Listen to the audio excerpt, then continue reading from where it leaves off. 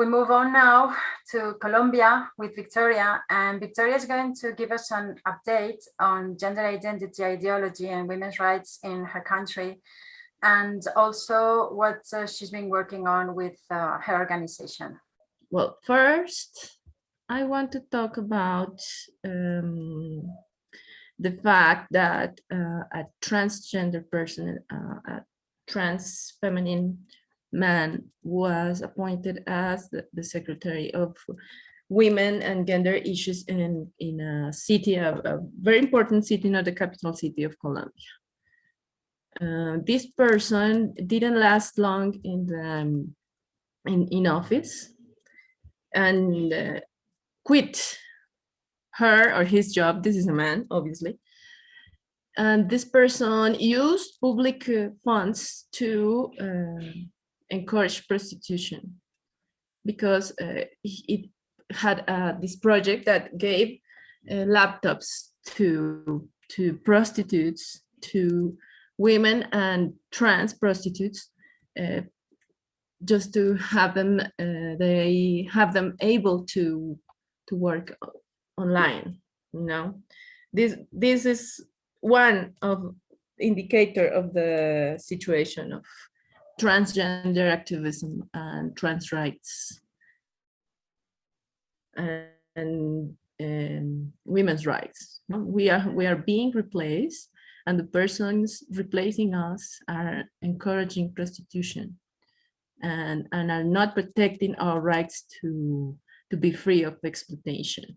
And this repercutes in the situation of all women. In Colombia, the prostitution, the trafficking, and the strip of human rights of women are in a very bad situation. We have a border with Venezuela. We have a very problematic region at the north, where waves and sprees of Venezuelan women are coming with no resources, looking for jobs, looking for opportunities, and all they receive was trafficking. So in Cucuta, this is a city that is in the border with Venezuela, the trafficking situation is really, really, really bad. We have thousands of women being exploited, and the government is doing nothing to save them, to address the trafficking. Instead of that, they appoint people who endorse and encourage so-called sex work. So we have a PIP state in Colombia. And one of the results of this is this case. Several months ago, it was reported that a child, a very little child, a girl called Sofia, was missing, was disappeared. And when the case went public, the situation was very bad. They said that the father had killed her and thrown the body into a river in Bogota. When we see more into the case, this mother, which is 19 years old, and the so-called stepdad is 45 years old. And this 45-year-old man is actually the pimp of this 19-year-old woman who has a 2-year-old girl. So this is an exploited woman which is being punished like the worst mother ever, as the child killer, and people cannot see that she is a victim of sex trafficking. And the media insist on tell this man that is his sentimental partner, his couple, her couple, that is the girl's stepdad. And this only serves to excuse the man and blame the mother even more.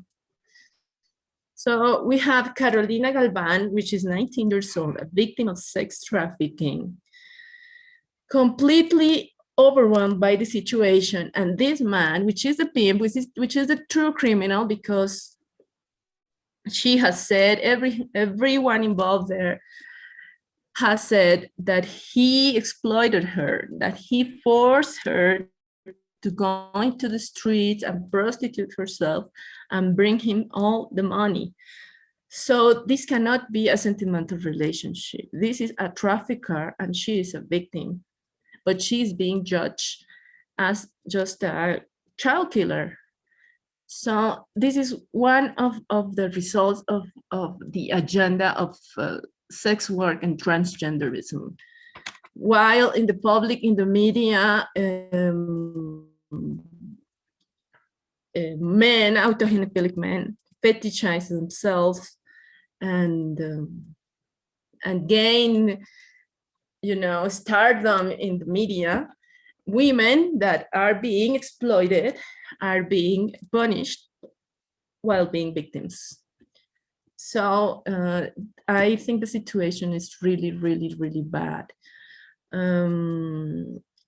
Also, I would like to show you this association of transgender activisms that are also, of course, sex work encouragers, are working in the neighborhood who is the most the most prostitution place. This is the place where prostitution has its center in Bogota. And these people fetishize themselves, do the drag thing all the time, and they took advantage of the strikes. I don't know if you were aware of the strike and the violent riots and the police brutality we live in Colombia in March, in April, May, and June. I don't know if you have heard about that, but they went and do this drag dance and performance and striptease and everything, and they gained like this stardom in the media, and they have a lot of public support. Even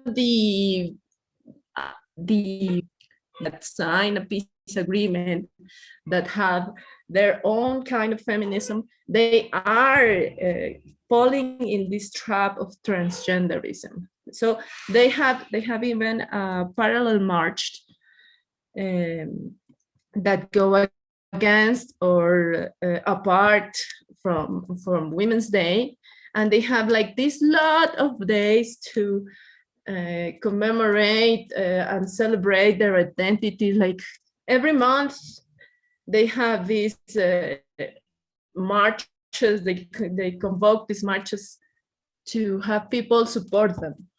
So they are like overlapping, like trying to take the place of the feminist fight, and people are falling. So what we see here, because they say they fight for trans people, what we see here is are males fetishizing femininity on themselves, wearing femininity as a costume, and thinking that this is a political action. So they go and strip and sexy dance in front of violent police, but they don't fight with the police actually. They just show themselves. They just take advantage of the protests to show themselves. So this is a very bad situation. I'm really, really worried, because these kind of characters are more successful day by day. So we're being replaced by transgender men in Colombia. So that's just what I wanted to tell you. These are just men trying to replace us and endorsing and promoting prostitution with, I don't know what support from ONGs or World Capital, but they don't lack money. but people who have shelters for survivors, for women that are escaping violence and prostitution are just, well, fighting to sustain their fights. The Constitutional Court recognized work rights to so-called webcam models, because a webcam woman, exploited woman, was fired from a webcam studio when she was 8 months pregnant.